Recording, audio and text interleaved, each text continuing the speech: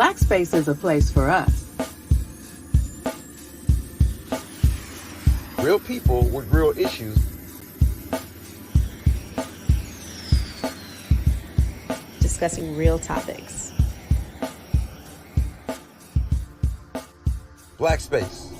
A safe space for our community.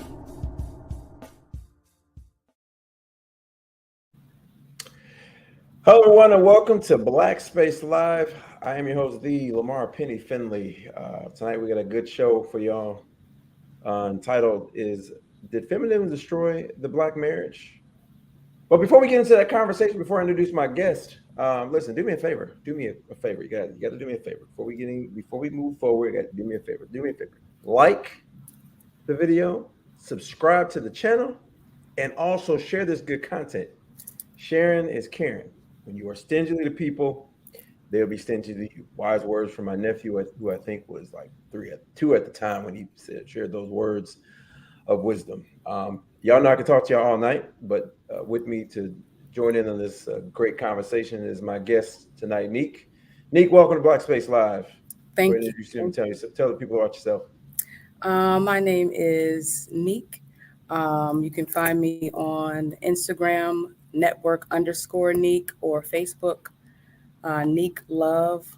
I am here to give my perspective in the representing Fly Femme Financial Bosses, which is also on your Facebook as well. So, yes, thank you for having me, and I'm excited. You're welcome. Fly Femme Financial Bosses. Fly Femme Financial Bosses. Now I'm gonna ask you, is that for fly feminist financial bosses, or is it feminine? There's a difference. Fly feminine. Okay. I can dig that. I ain't gonna beat you up about that. So that's pretty dope. Is it a big group? It's actually just rolling out. It's new. A new platform. A lot of women are stepping into their soft era. I don't know if you've ever heard of that phrase, but as female or women entrepreneurs, you take on a lot of masculine traits, because that's what allows us to rise in corporate America. But there's a balance that goes with that. So Fly Femme Financial Bosses caters to that balance with women. I'm digging that. Digging that, because we understand this actually kind of ties into some of the things we're going to be talking about tonight. Mm-hmm. So we understand that in the corporate world, right? It's a quote unquote, it's a man's world, right? If you're going to jump into the ring with men, we know you got to fight. You got to fight like men if you're going to move up that quote unquote corporate ladder, or if you're going to move up move up in those tax brackets, right? You got to fight with men over the power, right? The power, the money, the resources. But you're saying what you do is it's a balance. Right. So you get out there and you don't ding, boom, boom, boom. And then when the bell rings, you step out the ring, boom, you go back into your soft femininity. Well, it's not that easy. I had to find the balance within myself. Well, first I had to figure out that there was an imbalance, and trying to find the balance within myself, and knowing that it's a daily thing, a momentary, like moment to moment. It's something that, I know that other women could use support in, because I could use support in it. So all my life I had to fight. You know what I mean? So it's one of those things where women, what are we supposed to do? Just sit idly by? We're ambitious, we're passionate, and we want to excel in the world. And America is built on business. If you do not have business, then you will own nothing and be nothing. So catering to that balance where we can excel in business, but also it literally is a mental health balance, because there is a point where you have to learn how to cut it off and not bring that home, because the characteristics that allow us to excel in corporate America are not necessarily good at the home front. I agree. And a lot of us, honestly, what's even real about it, even the most successful of women, I know, want to put that down. They want to rest. They want to bask in their femininity at times. And sometimes the world just doesn't allow it. Okay. Put a pin in put a pin in that because that is going to tie in almost perfectly with this conversation. And actually, we might dig into your venture a little bit later, a little more in depth. So I want to get into into the topic. And just for the record, we may have some other guests joining us tonight. Crazy weather going on. We got Hurricane Ian heading here. It was my brother's name, by the way. Hurricane Ian, yeah, he kind of called me and said, "You ready for me, bro?" That's kind of funny. But yeah, got a hurricane barreling down in the state tomorrow at some point, I guess. But I'm like I said, I'm good. I live in a high rise, so I should be good up here. We got if the flood waters get up this high, we're gonna have bigger problems. I might be looking for Noah and Ark. Anyway, let's get to the topic. So the title of tonight's show is "Has Feminism Destroyed the Black Marriage?" I'm going to start right off. Nick, do you believe that feminism has destroyed the black marriage? Either why or why not? What are your thoughts on that, Nick? Well, my first question would be, are you speaking of the feminist movement? Yeah, Yes, specifically. Yeah. absolutely. If Why? that's if you well, because before that movement, we were doing just fine in black marriages. In fact, I believe that black marriages were more than they are now, or the divorce rate was probably less than it is now amongst black households. I do know that there were more black owned businesses, there were more black communities, there were more, you know, even if they weren't married, black households, so that's I feel like, even if we want to look at statistics, I feel like absolutely it did. It wasn't our movement to begin with. So I agree with that point, but I'm gonna push back. I'm gonna play devil's advocate, right? So Okay. black women are gonna say, but what about the evil patriarchy and abusive husbands, and we couldn't even have checking accounts, own properties, and and so we had to get our rights. Feminism was about choice. I didn't want to be a wife or just a wife, and I didn't want, I didn't want to be a mama. What about those? What about the women that say, feminism gave us our freedom, our liberty, it gave us rights, it gave us power, it gave us economic power. What about the women that push back with that narrative? What is your response to that? I'm unfamiliar completely because my great grandmother had owned property and had land, and she actually gifted land to my grandmother and her husband, which is my grandfather. So I don't know anything about that. Like I think that that's a story that they sell us and we buy it because do you know any women from that era that could not own land or was turned down for owning property? Well, my understanding of the history of the feminist movement obviously started by white women, right? White women had a legit grievance with white Right. men because they Right. couldn't own property, they couldn't open checking accounts with their husbands. They were, obviously having children keeps them out of the workplace. It still does hinder women in the workplace. It's one of the reasons for some of the wealth, or rather, some of the pay disparities.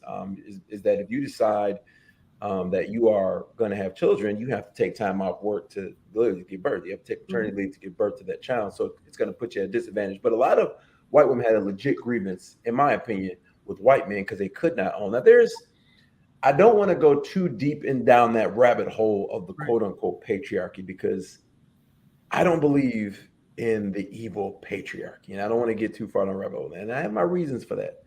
But white women had to summarize the feminist movement. White women had a grievance with white men. White men essentially had their foot in their throats and kept them from being quote unquote regular members of society, property ownership, bank accounts, credit, etc. Right, and so they were like, "We're done. We want our equality." Right, but how I feel it's affected our women is that I feel like our women took because white women even amongst the feminist movement, there were many of them that pushed back and say, "Hey, we like being married. We like being moms." And so there was a pushback in our community. Our women have taken the baton and have run with it, and there's no pushback. We don't push the idea of family. We don't push the idea of marriage. But getting back to your point, there was a legitimate, like I said, with white women. I didn't see that with in the black community because it's like that same system of oppression that y'all complain about from white men, we suffered it too. What are your thoughts? Um, well, we did, but it was different because we had man, woman, and child in the household together to to to to shield us from what we were facing from the white man, if you will. They were more vulnerable in the household with the white man, but still, like you said, you know, the baby boomer generation, they kind of ran with it, and it's coming back to bite us, now. So in essence, it has affected it because it's like, okay, well, even though it wasn't necessarily for Black women, um, we took on to it. We took on to it like, I want a voice. I want my independence. Um, they started coming up with government programs that I have yet to see um, a lot of white people in, but they came out with a lot of government programs that took the man out of the household, through this movement. And what I witnessed Black women do is take advantage of that. It became like a welfare society where we just started to just procreate and have children, and it didn't matter for a paycheck, and it wasn't really about family. It wasn't even about nurturing the child anymore. It was really about the woman seeing if she could outdo the man or outdo society standards. And it's kind of like Eve biting the apple. It was a rabbit hole that just we didn't realize how detrimental it would be moving forward, and knowing what we're dealing with. So I definitely think that for Black women, it's absolutely destroyed our outlook and our vulnerability and our willingness to receive our men as we should. So, so I have a question. So again, we recognize that white women had a legitimate grief with white men, Okay. but our women, I think, have pushed back a lot harder. Why do you think that? Because the feminism message it's a very westernized message. It resonates in the developed nations here in the States, particularly here in the States and in Europe, right? But yet and still, why do you believe that our women, African American women, Black women in America, why do you think that it has resonated so hard? Why do you think our women specifically push so hard back against this, against just marriage? All right, and give you a quick stat. Statistically speaking, 27% of Black women can be expected to be married in America. 27%. That's like 1 out of 4, which means they have pushed back hard against this idea of marriage. Why do you think our women specifically have pushed back so hard? Because the number 2 group at the bottom, we're at the bottom, right? Our women at the bottom. The number 2 group is white women, which is at a rate of 56%. Why do you think that our women specifically have pushed back so hard? I don't think it's something that happened overnight. I think it's something that has been progressively developing. Um, just a bunch of letdowns. It's divide and conquer. That's how it began. And from just little seeds of mistrust amongst each other, little seeds of deceit amongst each other. And when I say each other, I mean Black man and Black woman. These things have been allowed to not only be planted, but grow and develop between us. And it's gone unchecked. So once it becomes a full tree in between us, it's like, now, no, we don't want to get married because it's so flawed. Everyone's so, we're both so mentally brainwashed and damaged that there's no seeing eye to eye if we don't unlearn and relearn, you know? So you said we're both brainwashed. Yeah. In what way? In what ways? What ways do you say that that men are? How are men misreceiving the message? Because I think more Black men are married than Black women, statistically speaking. How was that? Because well, even though black women are married at 27%, I think men is like 36%. I think with us is like 1 out of 3. One reason because black men marry out at a slightly higher rate than black women do. Actually, a much larger rate than black women do. And the two of the races, the two groups that marry out the most are black men and Asian women.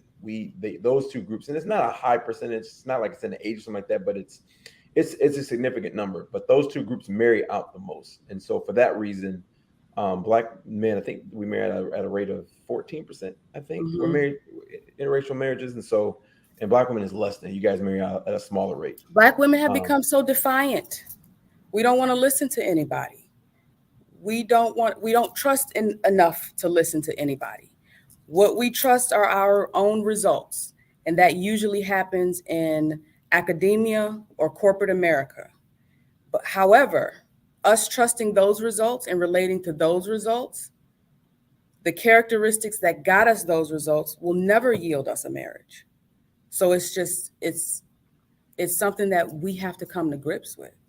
Either the black man has to have an overall understanding of that dynamic, or the woman has to check herself and realize what it takes to heal. It just will never work going in the direction that we're going and just keep going forward. I don't feel. That's just my opinion. You said black women don't listen to anybody. They're defiant is the word that you use. Let's talk about that. Talk to me. How are our women defiant? And let's just start there. How are they defiant? How are our women defiant? Let's talk about that.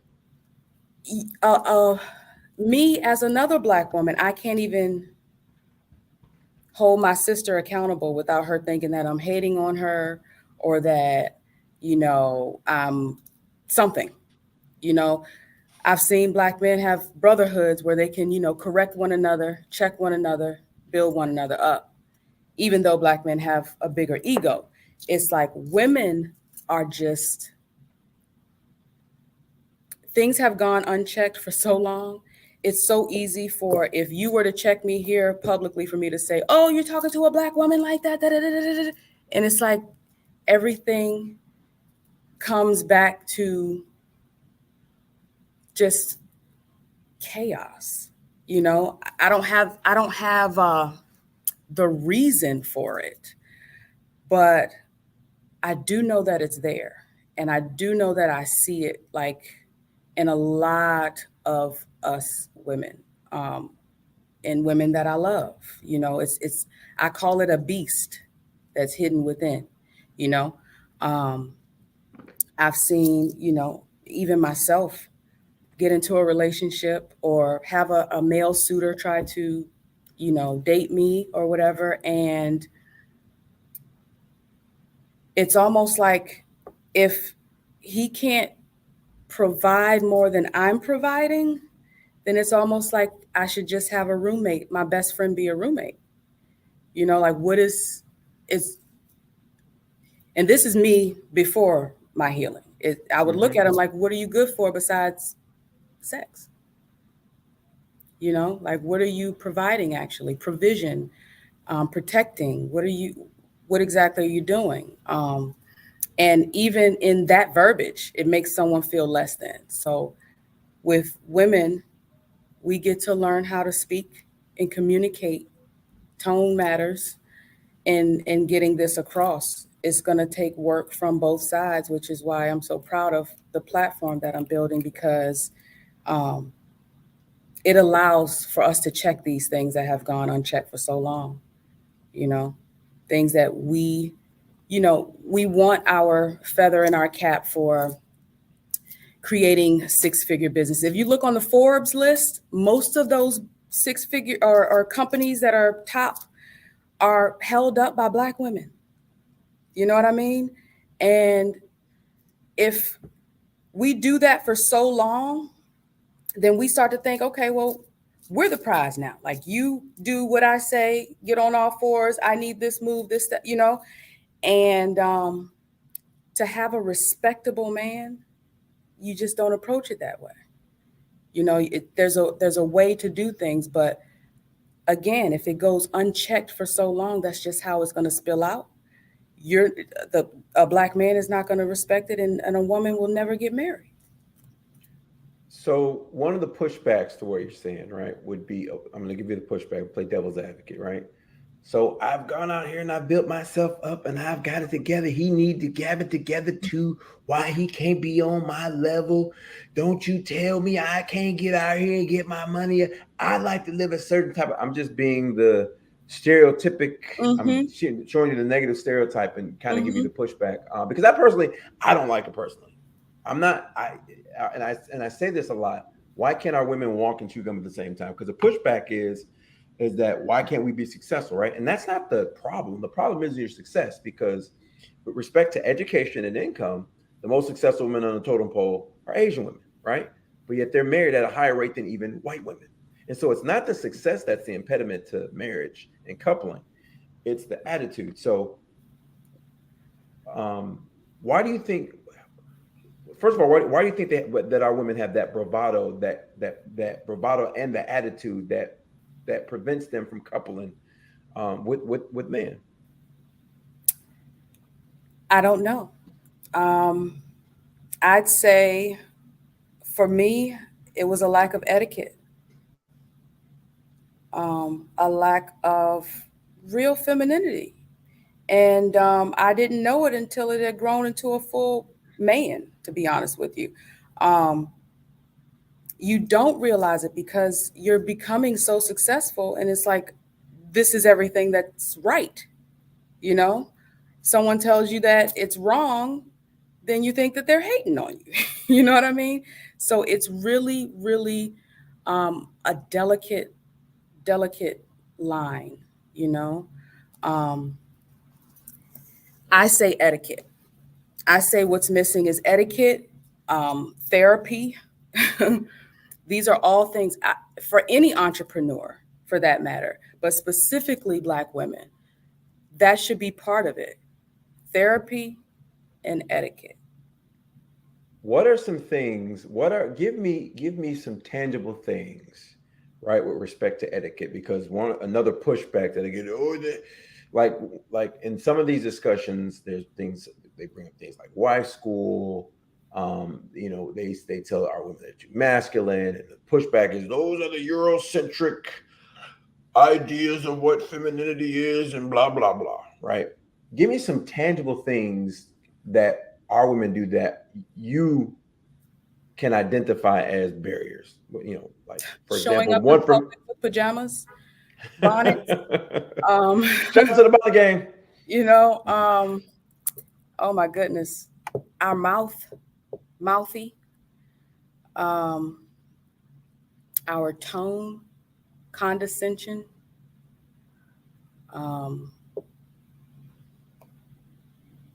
It's a lot. It's a lot. So I'm glad you're able to say these things, because you can say them and get away with them, right? When I say these things, I'm a misogynist, I'm a terrible human, I'm everything but the child of God, right? No, what is it? I'm a misogynist. Who hurt me? My mama black, I'm like, My yeah, mama Black all those, too. right. I'm like, all You those know? things are true, but it's still true.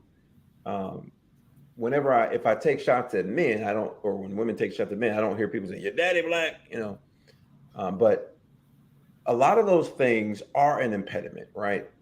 And I believe in traditional gender roles, especially with respect to coupling. And the pushback is always, well, we're not in the traditional times and that's Eurocentric. But I've always made the argument that, if women didn't believe in traditional gender roles, why is it that the woman making all this money is not seeking a stay-at-home type guy or a guy that she can take care of? She's still looking for a guy to earn more and to be a traditional protective provider.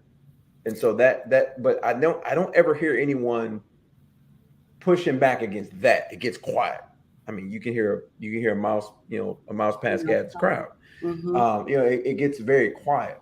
And I always point to this idea of men are attracted naturally to femininity.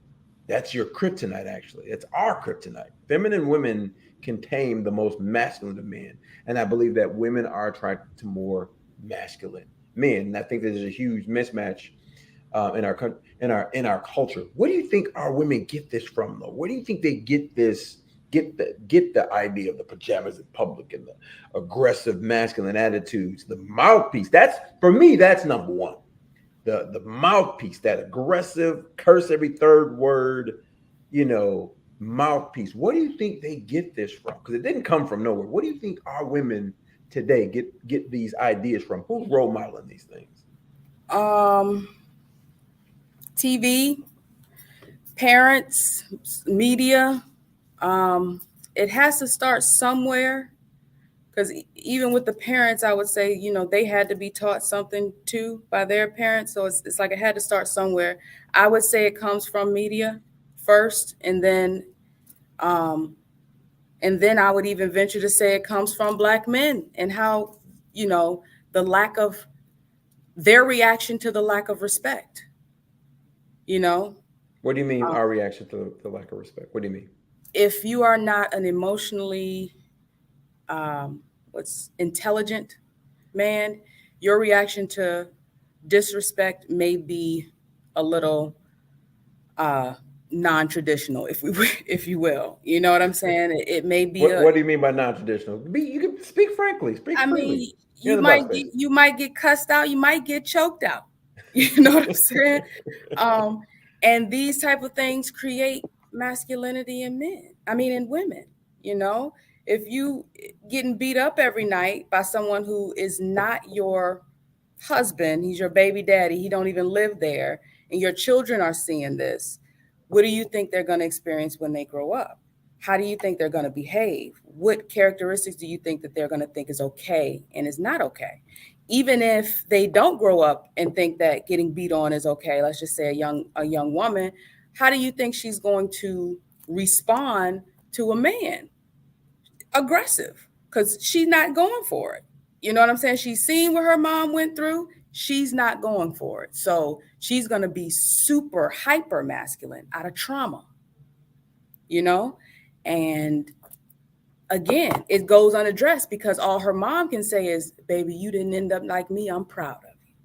Right. So she thinks she's done the right thing. So when she goes to raise her daughter, that's how she's raised. This is how you handle a man. You pour hot grease on him or something. I don't know. You know what I'm saying? You don't let him, he mess up one time. He call you out your name one. You don't let it go further. And it can get evil. We seen, what is the movie? Precious. We seen how, Precious. With Monique, and how it's like that stuff. It's a bad heart. It's a testament to why so many of our women die of heart disease, and different things of that nature. It infects your heart. Going out there in the world, people pleasing strangers, and then going home and hating everything about it. It corrupts it'll corrupt a heart. Especially, I think, one of the purest hearts and out of the most compassionate group of people on the planet, Black women. We can only take so much. It's like splitting yourself. I read a book called The Seat of the Soul, and it explained what schizophrenia is, when a peaceful person is constantly living in a war zone. It's like, how can you be peaceful and you're constantly living in a war zone? It splits your mind. It really is a mental health issue, that a lot of us don't take seriously. Because as soon as you say mental health issue, you're looking for somebody that's, cutting themselves or threatening to commit suicide. And it's not that. It's pure delusion, thinking that, okay, well, I'm masculine, or I did this, I accomplished this, so I might as well be with a woman, since a man can't do nothing for me. I'll be with a woman. And then you go with a woman and you still going with gender roles.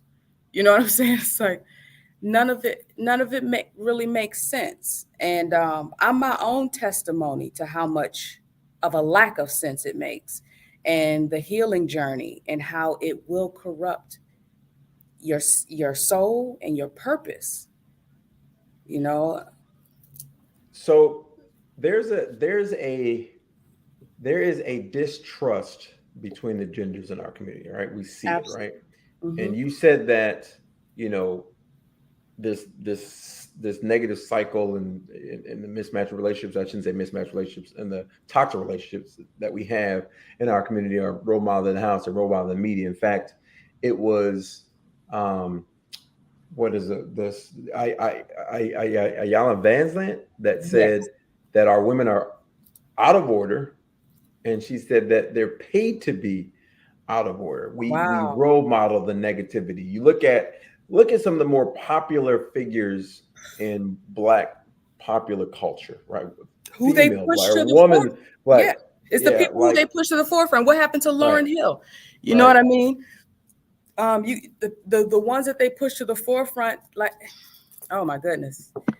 Go ahead and complete your sentence. I'm so sorry. No, no, you're good. No, you're good. You're The ones good. that they It's push to the forefront has every woman now that has gone unchecked wanting to look like, what's her name? What's her name? Daisy Duck. You got eyelashes out to here. Everyone gets the BBL. You know what I'm saying? And everyone looks the same.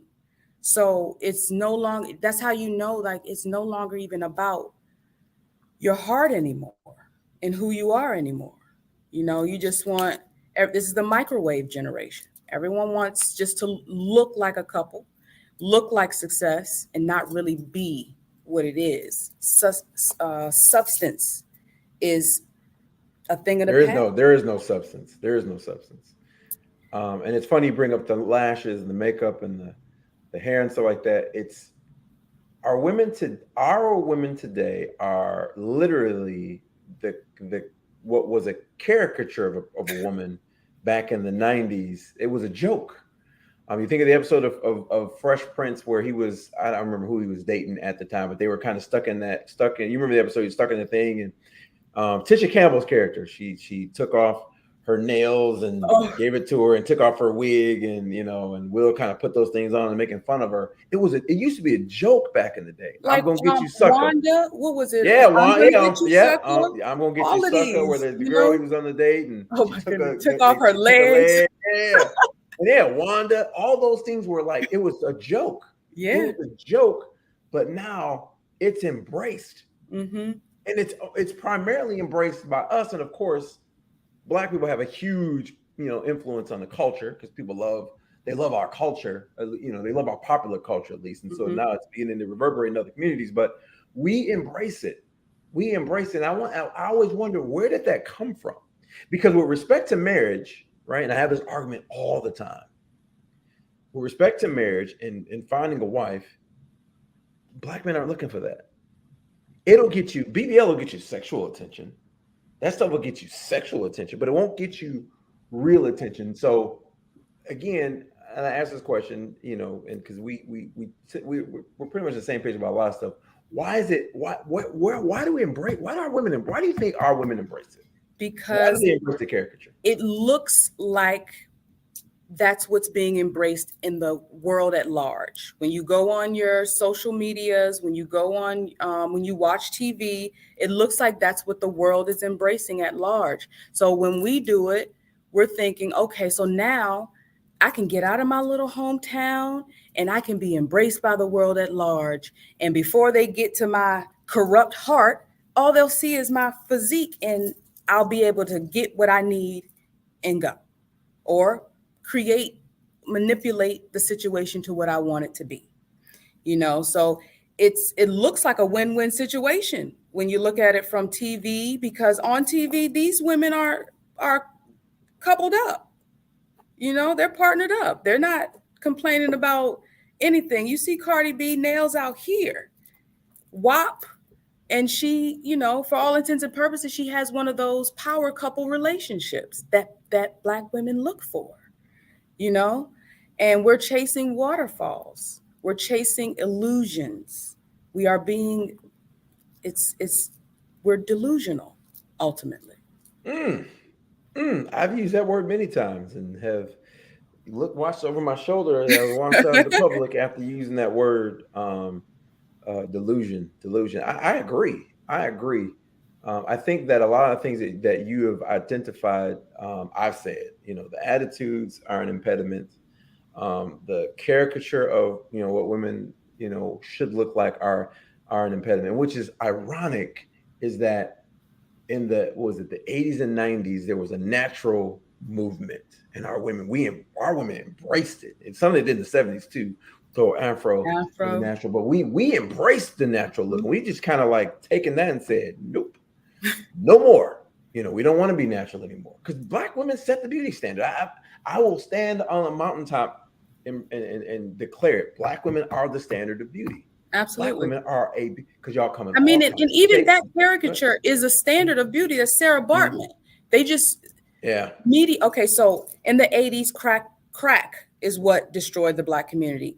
Now it's media that's destroying the Black community. It's hip hop culture that's destroying the Black community. The crack of our times has changed. So while there's something that they've created, they've taken one of our greats, created a caricature, and now they're using it to set the standard or a new standard of beauty amongst us. But it's all superficial, it's not real. And before we self-destruct, I hope we realize that, because these things cause irreparable damage. In other countries, I've lived in Jamaica. I mean, there's skin bleaching going on, and a man can't tell a woman to stop. Jamaica has some of the most independent-minded women. They're good women for all intents and purposes, but they're very independent-minded, and yeah, it's problematic. Yeah, it's funny you mentioned Jamaica, because I've been all over the globe. I've been all over the globe, literally. And I dated out for a while. And when I say dated, I mean dated out, dated non-African American women. And Jamaica, I've dated Jamaicans. I've been to Jamaica many times. And you are correct. Of the Caribbean countries, actually of the other countries, they are outside of like Europe, they are very independent minded in Jamaica, which I thought to be very interesting, that they have that, and they're not in a country where women are even have the liberty to be protected like that. So in America, you can go outside and say the hell with men, et cetera, et cetera, et cetera, and you can mouth off to a man twice your size and be expected to be protected. Whereas down there, you're not going to do that, but they still have that mentality, even to their own bad outcomes. They have that mentality, and I always found that to be interesting, and I've always been curious as to why. I think it's because of that buck breaking thing. I think our men have been disrespected so blatantly in our face that maybe we just don't know how to come back from that in our psyche. I've gone through, why the whys, because, I observe people in my travels and things like that. But I think it has something to do with the buck breaking, or maybe our men have just been so completely disrespected to us in our face. And that's why we're so mouthy, are not going for it. You know what I'm saying? It's like, no, that's why we want the hyper masculine man who's not going for it either, because previously that's what I wanted, because it's like, then I can relax a little. I don't want to be hype, so I need a man that's going to be on point, not go for it because everybody's trying to take us for what we have. And I need you to be the protector. And I think for a lot of not just Black men in America, but Black men in the Caribbean, they've kind of learned to see and not say so much. They may see a problem, they may not address it, for the sake of just getting along and going home and seeing another day, and that's, for a lot of Black women, is not something that we respect. So get back, bring it back here to Black women in America, and back to the conversation about the feminist movement. Another offshoot of the feminist movement was this whole idea of like the sexual revolution, right? Women wanted to move like men, in addition to not being moms, they wanted to be able to go out, get the careers, moving like men. It's kind of funny because there's many stories about this ideology was pushed. And the irony, here's the irony about this ideology being pushed of, not being wives and being these great, movers and shakers in corporate America and moving like men, because you got birth control pills, you don't have to worry about getting pregnant, so you can move like men and have, multiple sexual partners, et cetera, and have your hot girl summers, right? The irony is that this narrative is being pushed by a bunch of women that were married, that were happily married. That's a whole nother conversation. There's a book called Subverted that kind of talks about that. But what's the book called? Subverted. I believe Subverted. I got that. Okay. Subverted. I believe I got that correct. Book called Subverted. There was an interview with one of the editors of Cosmo magazine. Cosmo magazine was like it was like before social media. Obviously, we had magazines and other sorts of media, but Cosmo was like the magazine, right? It was like the magazine back in the day. I think it's more of our parents' time, more so. I remember. They kind of died out, but it was like the magazine. They used to push these narratives about kind of the Sex and the City narrative, right? Mm-hmm. That narrative, about the career woman who, kind of has your casual flings with the guys and kind of like guys move, like bachelors move. Mm-hmm. But the idea and the editor in chief and one of the writers said that they were happily married, and they were like, if their men would have done any of that stuff, they'd have killed them. But that narrative, they said they did it to sell ads. They were writing these stories and making up these stories to sell ad space. And so, but getting back to my question, this whole idea about, sexual freedom, do you think that has had an impact on, Black women marrying in our community? Why? Absolutely. Why it's had an impact on marriage. It's had an impact on our mental health. You can't just go around having a bunch of different entities enter your body. We are receivers. You can't just go around having a bunch of entities enter your body and not think that there's something that's going to stick with you, energy wise, anything. And it's like, for me, I've been celibate 15 years. Right. Lord, clamor. And I'm not even saying that to brag. I'm almost sad at this point because it's only getting worse. Yeah.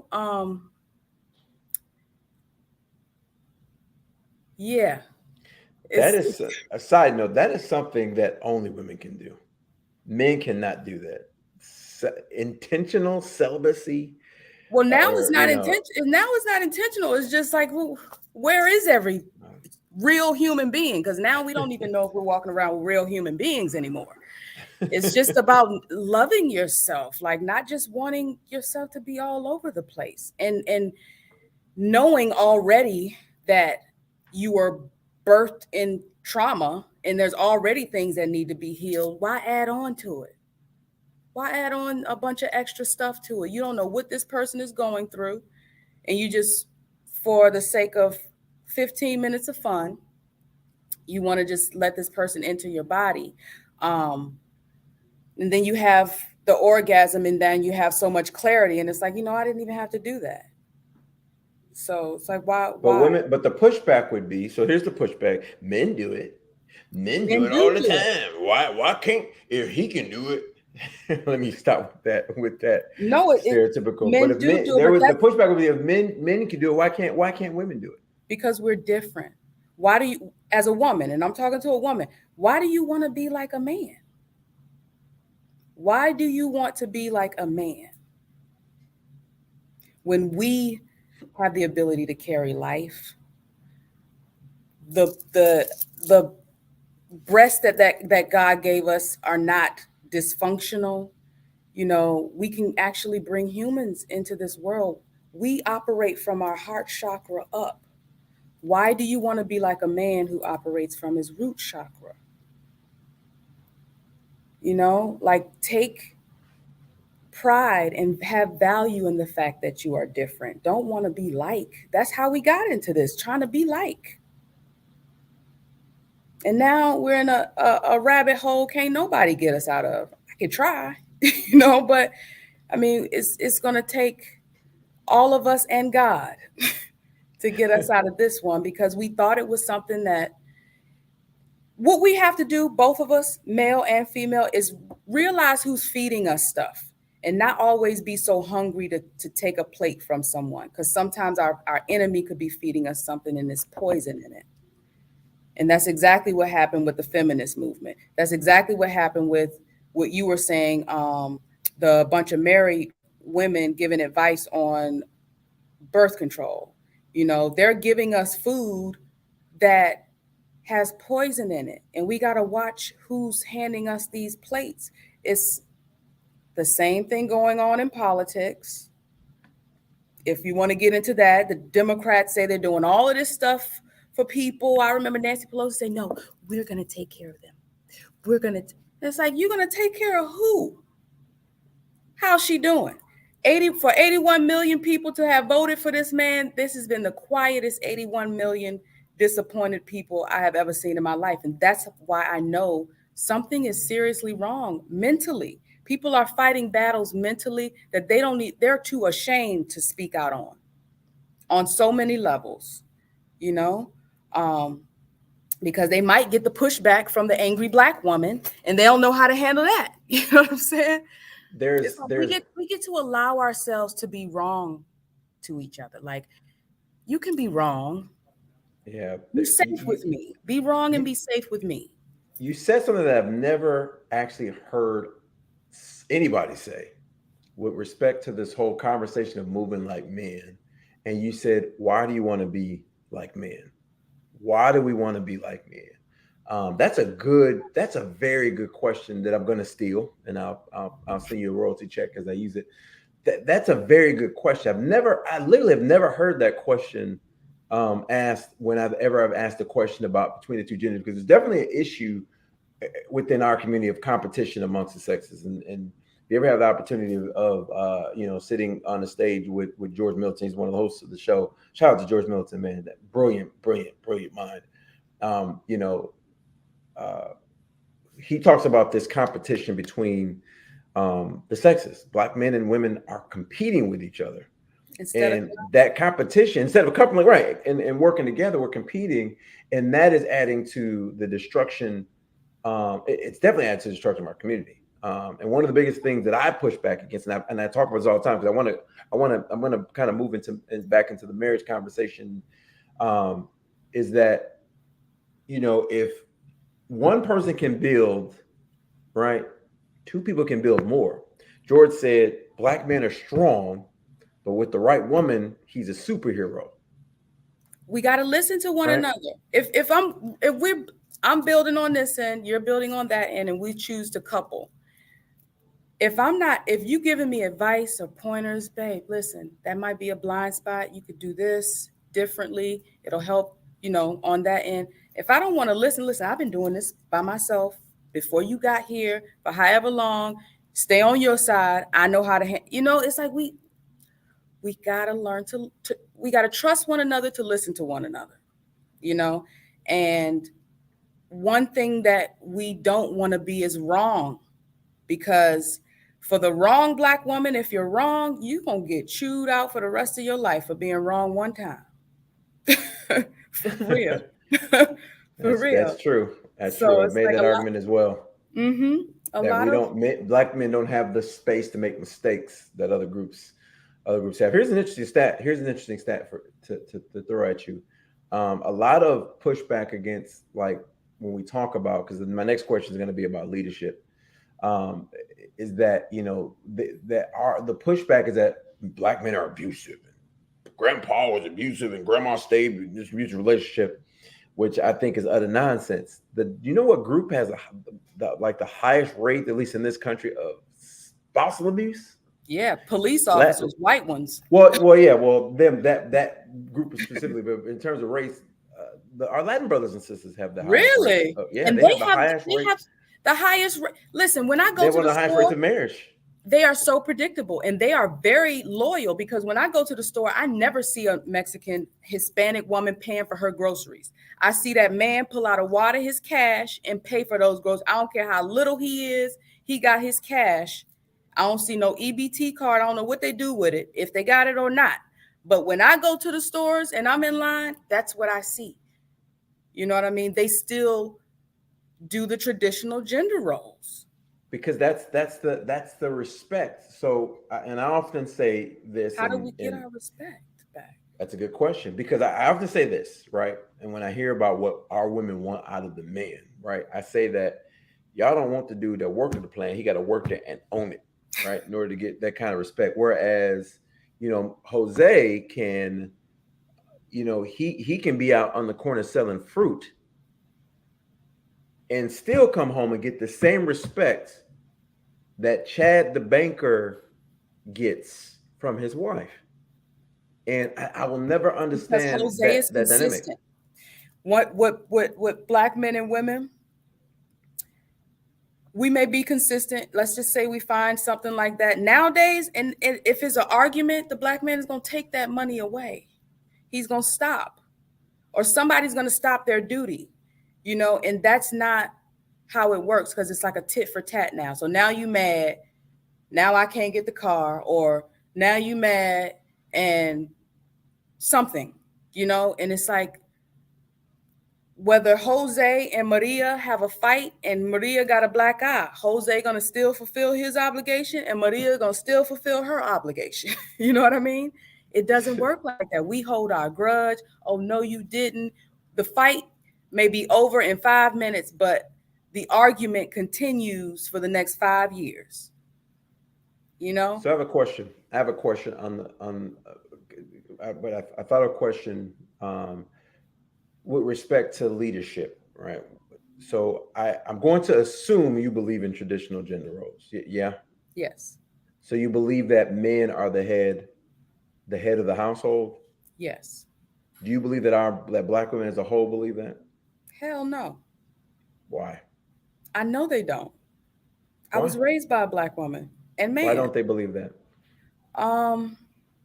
Well, in my opinion, it's a lack of accountability, because they choose wrong. So when they choose wrong and that man is not a leader, then it just spills over to their conversation of, I don't believe Black men are leaders. For me, I will say I could not find a Black male leader because I was operating in the wrong circles. I didn't take etiquette classes to put me in around different men that I felt comfortable with, that would treat me in a way that I felt I could follow and submit. Right. Now, so pause for a second. Pause for a second. Now, Black Space, this is my first time being on the show with her. I have not cash apped her. I have not paid her. She does not have a script. This is NiQ speaking of her own accord.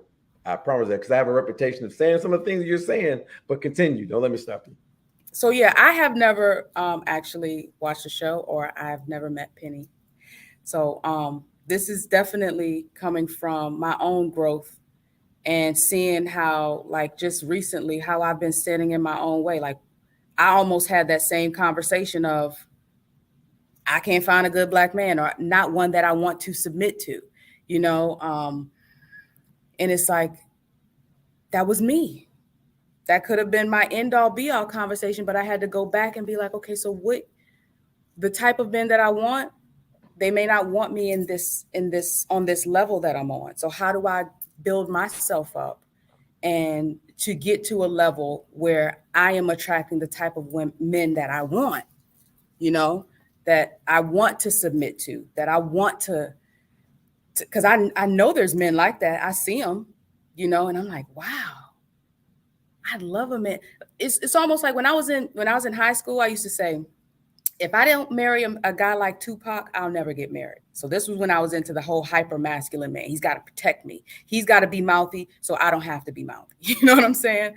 So I remember saying that, and it's like, some women have these ideals and they know the type of man that they want, They just don't know how to attract that man, and they don't know what's blocking them. So they get with these men, and then they just complain the whole time. And it's their own fault. But they won't ever admit that, because accountability is like kryptonite to a Black woman, most of them. She said it. I didn't say it. She said it. She said. And I say that out of love and respect. I am a Black woman. I have dated Black women, and my mother's a Black woman. So I'm not saying that to bash at all. I'm saying that because that's been my journey. I've seen it threefold within myself, within the partners that I used to pick, and within someone that birthed me, you know? So I say that with the utmost respect.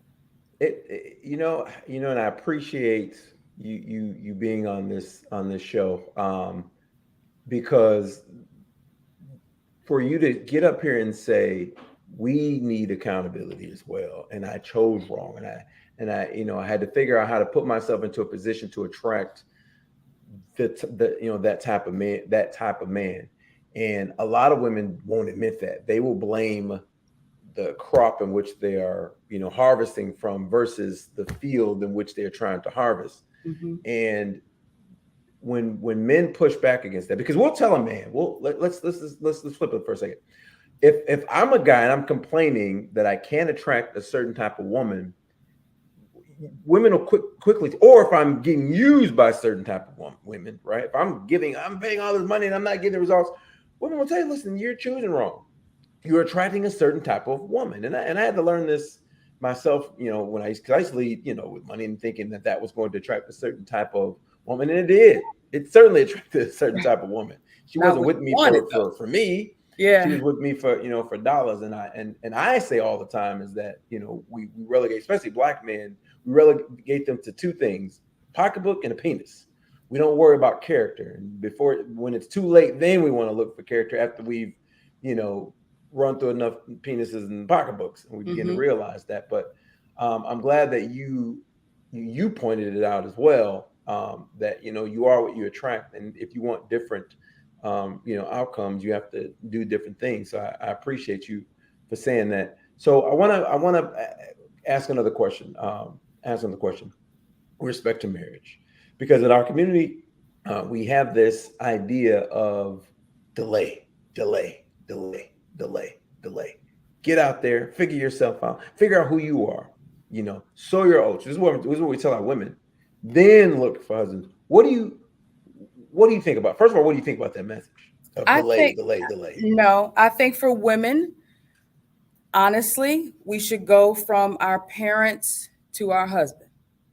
Stay out the street. Stay out the middle passage. The middle passage is what F's us up.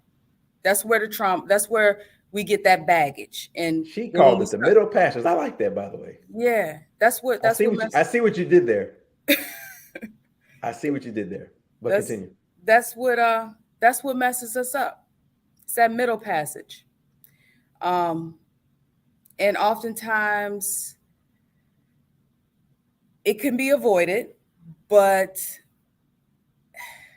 I guess the feminist movement makes it so, you're too young to get married, or, you want to live your life a little bit. What about this? What about that? And it's like, for women, I feel like there's no reason to sow your oats. There's no reason and even going further, I can see arranged marriage as being like something that is beneficial to us, for successful long-standing relationships. But in all, I feel like if she goes from her parents' home to her husband, then there's really little room for error, like outside stuff, the worldly temptations, and that whole thing.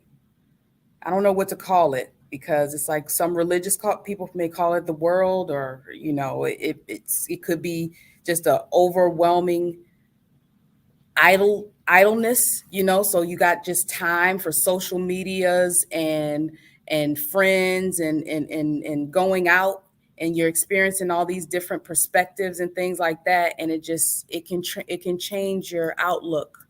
It can change your level of respect. Um, and if you're not careful, it can traumatize you. You know, if you're too carefree, you know, if you're too naive, it can traumatize you. You know, you bring up some good points, and man, that middle passage one was deep. That was ocean deep. But I'm bummed. That was deep. What you said there. And there definitely is a lot of trauma and unnecessary exposure to our women specifically, because I believe that I'm old school and I believe in traditional gender roles. But with respect to our women, I believe that our women should be protected, and you get that protection in the house from a father. And even if you don't even, because in our community there's a lot of, I mean, dad may be involved, they may not be in the household, but I still think that you still get protection from the home, and then you go to the husband, which then continues that protection. And when you're out here in the world kind of moving by yourself, you don't have any protection. That's when that seed of masculinity is planted, and then it, depending on how long you're out there, it has room to grow. And the bigger it gets, the harder that beast is to combat, and the less you realize that it's there. You are dropping some gems tonight, Nick. You are dropping some gems tonight. I definitely want to continue bring you back for a future conversation. That you are very necessary for future conversations, because again, you are able to say things that I definitely cannot say. Oh my goodness! Someone got so upset at me at one of these shows. She left the middle of the show. She got so pissed at me in the middle of the show. We were having it was an impromptu conversation. I don't want to get too far off time. It was an impromptu conversation about Roe v. Wade. And I tend to stay away from those. Oh, wow. Those, it was fresh after the Supreme Court overturned it. Maybe days later, we had this conversation. She was former law enforcement. And boy, she was pissed at me for some of the things that I was saying. And she made a claim that I just couldn't let go. And I kind of pushed back. And I won't get too far down the line, but you are able to say some things that I definitely cannot say. But I agree with you. And I wish that we had more women, standing up and saying, it's okay that we're women and we're different. It's okay that we move in spaces to be protected by our men. There's nothing wrong with that, because a lot of women, they don't believe that. They move and preach, even though the test of time will show them that's how it really is. They push back against it until they get to a point in which they can't push back anymore, and then by then it's like, your clock has run out. It's delusion. It's delusion. Yeah, it is, and so you bring up a lot of good points. I'm gonna ask another question with respect to marriage. If you could put an age for the audience, if you give the ladies an age, you're talking to a million Black women, right? What age would you say would be an ideal age for a Black woman to get married? 21. If you can get 21. Whew. Why 21? I agree with you. Why 21? I feel like she's sexually, I won't say at her peak, but ready to experience something daily. You know what I'm saying? Yeah. So it's like, you want to have that good childbirthing age, and you're still growing.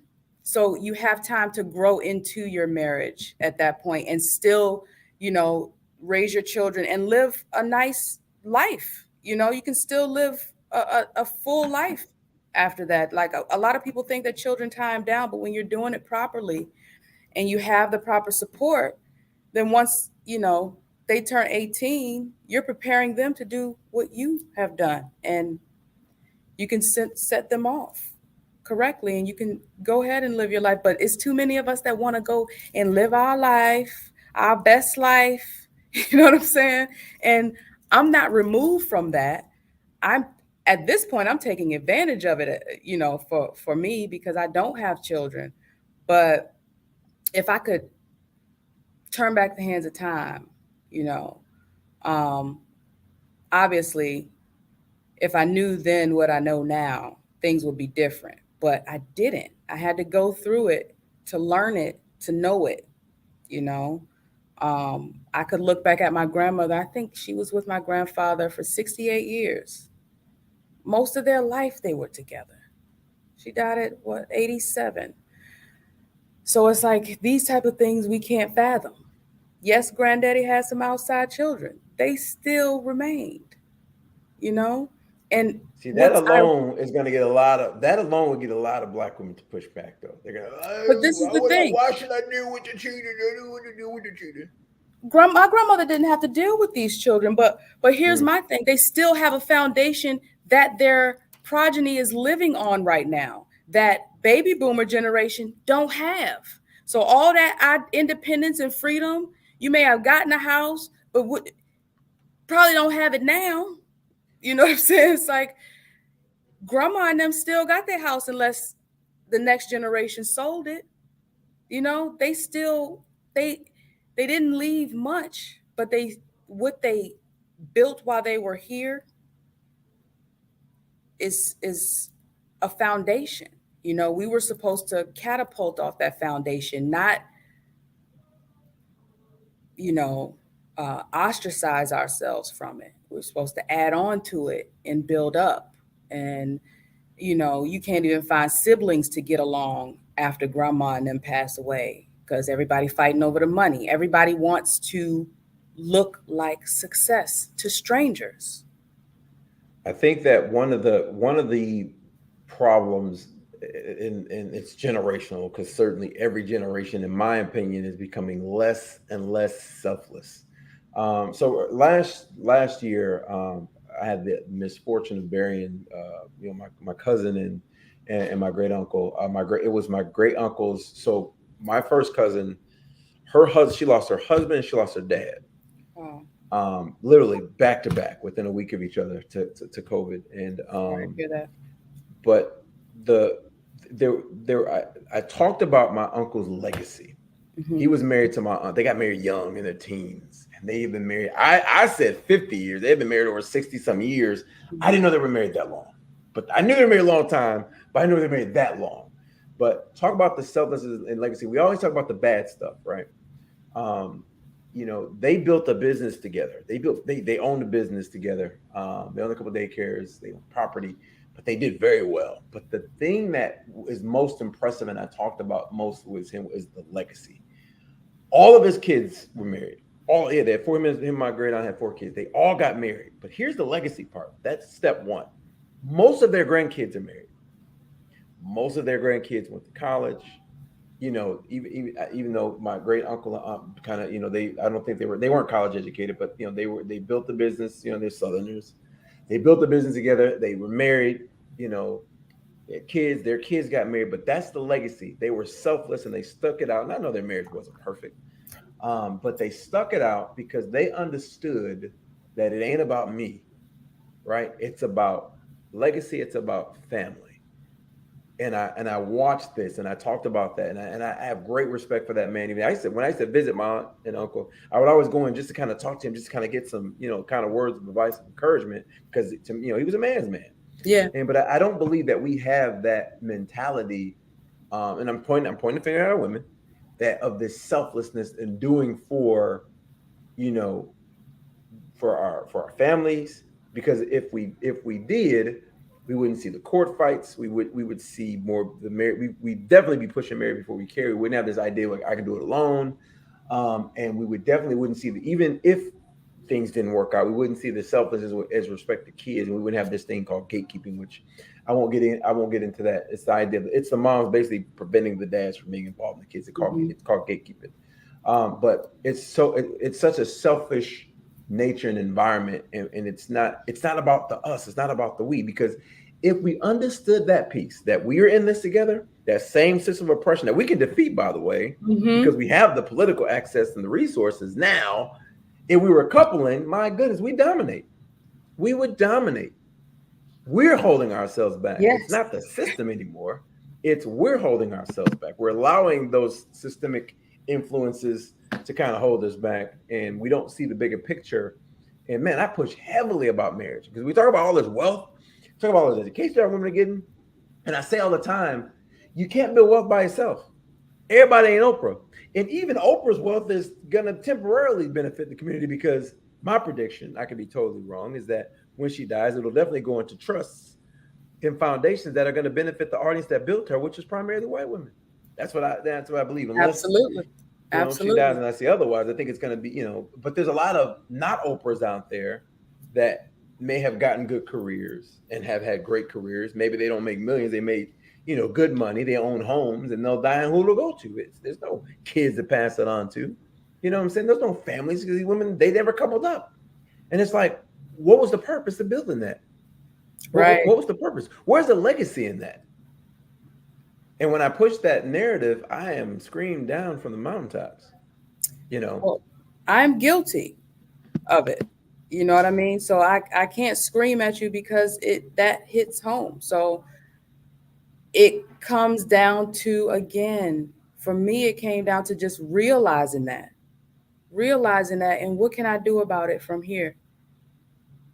How can I um, redirect the trajectory of where I've been pushing my energy, you know, and creating foundations for us, by us, like Fly Femme Financial Bosses, that if something were to happen to me, it can go to this foundation that caters to the healing, so that it's not a perpetual thing. So the next generation of women don't have to do the same thing, or realize the same thing too late. Because now they're not just, it's not just a pin in Black marriages. You got, the LGBT, the alphabet thing coming in now, that's infiltrating our minds and our youth and things like that. So, and I'm sure they'll get married. So that'll, if you want to look at it like that, we're talking about traditional marriage though. How do we get But back to they understood the power in marriage. That's the thing that I try to push home, with our women and pushing back so heavily against marriage or just a piece of paper. And for those, not just necessarily our women, but the people that say it's just a piece of paper. Listen, the LGBTQ plus community recognize the power in marriage. They recognize that there's power there. That's why their community is so financially strong. That's why their community is so politically strong, because they understood marriage ain't just a piece of paper. There's a lot of power and protection that comes with that piece of paper, you know. And so they even recognize, hey, listen, we need to can we be married too, so we can begin to combine assets and build and create, in our own legacy, moving forward. But we haven't got there. But I appreciate that you recognize, you're holding yourself accountable. You recognize where you failed, but you're still preaching the proper narrative. And I appreciate that. So as we, wrap up a little bit, it's been a great conversation. A great conversation. Thank you. Likewise. I would love to have you. I'm going to have you on future shows, so you can continue to spread the good the good Good news. word. Good Good word. word. The good word. So before we close, I want you to just kind of tell people where they can find out about your organization. Talk about a little bit. Like, where can people find out about your organization? Well, Fly Femme Financial Bosses, we're on Facebook. We're on TikTok. We're on YouTube, and soon to be still developing our Instagram channel. But yes, please stay tuned, or if you can, just like our page. You'll always see something very motivational, uplifting, and to get us a reset for us as a community, um, so we can get ourselves right. It's time to get right. Nick is saying you can conquer the world and conquer your husband too. You can walk and chew gum at the same time. That's what Nick is saying. See, it's power in submission. You know what I mean? It for Black women. There's that word. Woo, submission. It's a dirty word in our community. You don't say that word out loud, Nick. We just been choosing wrong. So we just been bitter about that word, because it's like we've been submitting to, I don't know, like babies, underdeveloped muscle, you know? It's time for us to up our emotional intelligence and really start to handle ourselves differently as a people. I agree. So before we close, I always give like I don't want to because this has been a really spirited conversation. It gets pretty deep. I like to lighten up a little bit with some positive close on. So this is your opportunity, Nick, to give the people something positive moving forward with respect to the topic. Give us something positive, Nick, close on. Something positive. When you wake up in the morning, don't turn on your cell phone. Keep it off. Do something that fills you up, whether it's give yourself a facial, stretch, go ground in your yard. Ladies, I'm speaking to you. Just bask in your femininity a little bit before you engage with the world. Give yourself some time. Okay. Hopefully that's positive. No. It's positive. And I'm going to close with this. We need to continue to move in good faith in our community. And it's okay to be wrong. It's okay to be wrong. We're not right all the time. We make mistakes. And, it's okay. I'm a Christian. The Bible says the wise man will fall 6 times and gets up 7 times. And so it's okay to fall down as long as you continue to get back up. And be humble. I'm going to repeat that many times. Be humble. It's okay. It's okay. It doesn't make you look weak. It's gangster to apologize. Even. Absolutely. Absolutely. Yeah. So I'm a pilot, Nick, and as a pilot, you have to stand strong when you're right, but be quick to admit when you're wrong, because the wrong move when flying a plane, the passengers' lives are at stake. So you gotta know when you're wrong and step back and let somebody that's right step up. Interesting. So there's a strength in it. So listen, Nick, I appreciate you joining. For all of those of you out there in Cyberland, for joining us for another great episode of Black Space Live. Tune in right here to this great channel for more great content. And remember to like and subscribe to our page, and we appreciate you. And until the next time, peace.